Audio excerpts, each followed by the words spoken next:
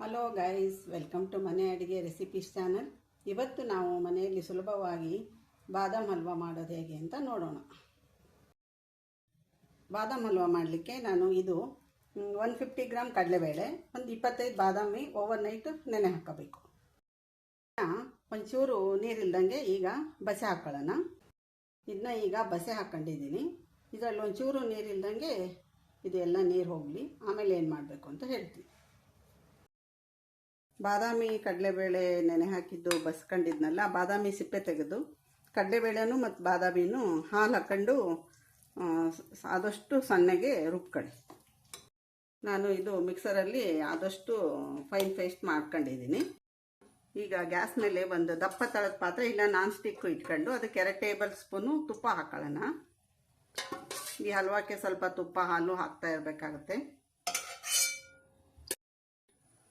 ಈಗ 2 ಟೇಬಲ್ ಚಮಚ ತುಪ್ಪ ಹಾಕೊಂಡಿದ್ದೀವಲ್ಲ, ಈಗ ತುಪ್ಪ ಹಾಕಿದ ತಕ್ಷಣ ಇದು ಏನು ರುಬ್ಕೊಂಡಿರ್ತೀವ ಬಾದಾಮಿ ಮತ್ತು ಕಡಲೆಬೇಳೆನೂ ಇದಕ್ಕೆ ಹಾಕೊಳ್ಳೋಣ. ಈ ಬಾದಾಮ್ ಹಲ್ವಕ್ಕೆ ಸ್ವಲ್ಪ ತುಪ್ಪ ಹಾಲು ಚೆನ್ನಾಗಿ ಬೇಕಾಗುತ್ತೆ. ಇದನ್ನು ಗ್ಯಾಸ್ ಸಿಮ್ಮಲ್ಲಿ ಇಟ್ಕೊಂಡು ಇದು ಸ್ವಲ್ಪ ಗೊತ್ತಾಗುತ್ತೆ ನಿಮಗೆ, ಒಂದು 10-15 ನಿಮಿಷ ಚೆನ್ನಾಗಿ ಬಾಡಿಸ್ಬೇಕು. ಇದನ್ನ ಬಿಡದೆ ಕೈ ಆಡಬೇಕು. ಗ್ಯಾಸ್ ಮಾತ್ರ ಸಿಮ್ಮಲ್ಲೇ ಇಟ್ಕೊಳ್ಳಿ.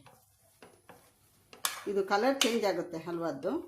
ಚೆನ್ನಾಗಿ ಇದು ಹಸಿ ವಾಸನೆ ಹೋಗೋ ತನಕ ಇದು ಮಾಡಬೇಕು.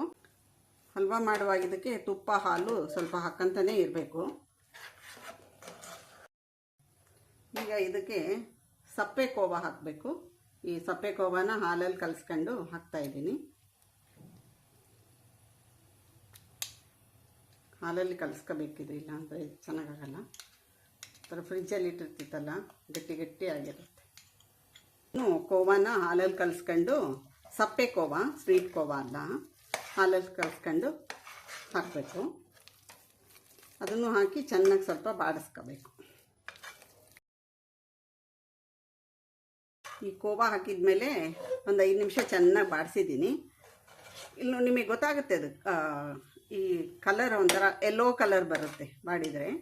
ಈಗ ಇದಕ್ಕೆ ಮತ್ತೊಂದು ಸ್ವಲ್ಪ ಹಾಲು ಮತ್ತು ತುಪ್ಪ ಹಾಕೋಣ. ಮತ್ತು 2 ಟೇಬಲ್ ಸ್ಪೂನು ತುಪ್ಪ ಹಾಕ್ಕೊತಾ ಇದ್ದೀನಿ.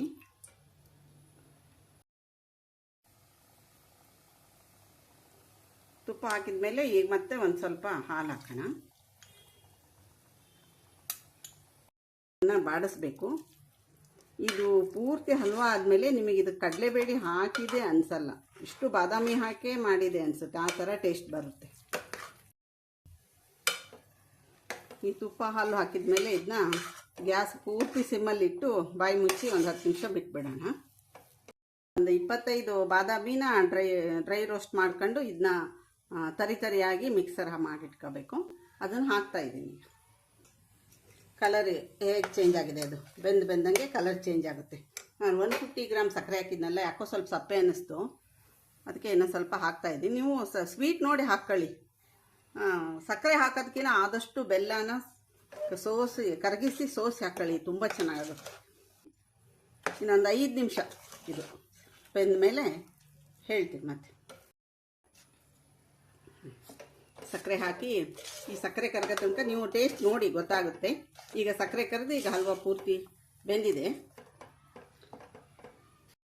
ಈಗ ಒಂದು 2 ಚಮಚ ಏಲಕ್ಕಿ ಪುಡಿ, ಸ್ವಲ್ಪ ಏಲಕ್ಕಿ ಪುಡಿ ಚೆನ್ನಾಗಿ ಹಾಕಬೇಕು. ಇದಕ್ಕೆ ಏಲಕ್ಕಿ ಪುಡಿ ಹಾಕಿ ಚೆನ್ನಾಗಿ ಕೈ ಆಡೋಣ. ನೋಡಿ ಗೊತ್ತಾಗುತ್ತೆ ನಿಮಗೆ, ಕಲರ್ ಚೇಂಜ್ ಆಗಿದೆ.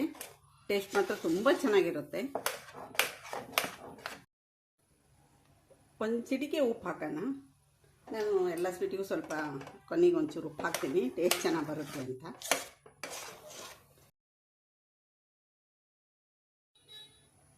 ಉಪ್ಪು ಹಾಕಿದ ಮೇಲೆ 1 ನಿಮಿಷ ಬಿಟ್ಟು ಈಗ ಡ್ರೈ ಫ್ರೂಟ್ಸ್, ಗೋಡಂಬಿ, ದ್ರಾಕ್ಷಿ, ಬಾದಾಮಿ ನಿಮಗೇನು ಬೇಕೋ ಅದನ್ನ ತುಪ್ಪದಲ್ಲಿ ಹುರಿದು ಅದ್ರ ಜೊತೆ 1 ಟೇಬಲ್ ಚಮಚ ತುಪ್ಪನೂ ಹಾಕೋಣ.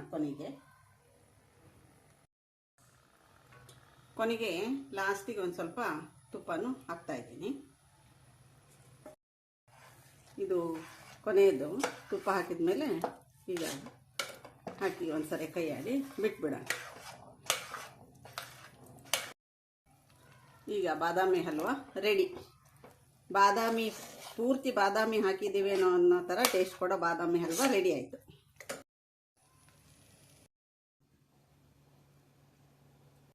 ಬಾದಾಮ್ ಹಲ್ವಾ ರೆಡಿ.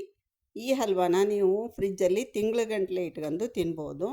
ತಿನ್ನುವಾಗ ಸ್ವಲ್ಪ ತುಪ್ಪ ಹಾಕ್ಕೊಂಡು ಬಿಸಿ ಮಾಡ್ಕೊಂಡು ತಿಂದರೆ ಇನ್ನೂ ಚೆನ್ನಾಗಿರುತ್ತೆ. ಈ ವಿಡಿಯೋ ನಿಮಗೆ ಇಷ್ಟವಾದಲ್ಲಿ ಲೈಕ್ ಮಾಡಿ, ಶೇರ್ ಮಾಡಿ, ಸಬ್ಸ್ಕ್ರೈಬ್ ಮಾಡೋದನ್ನು ಮರಿಬೇಡಿ. Thank you. ಮುಂದಿನ ವಿಡಿಯೋದಲ್ಲಿ ಮತ್ತೆ ಸಿಗೋಣ.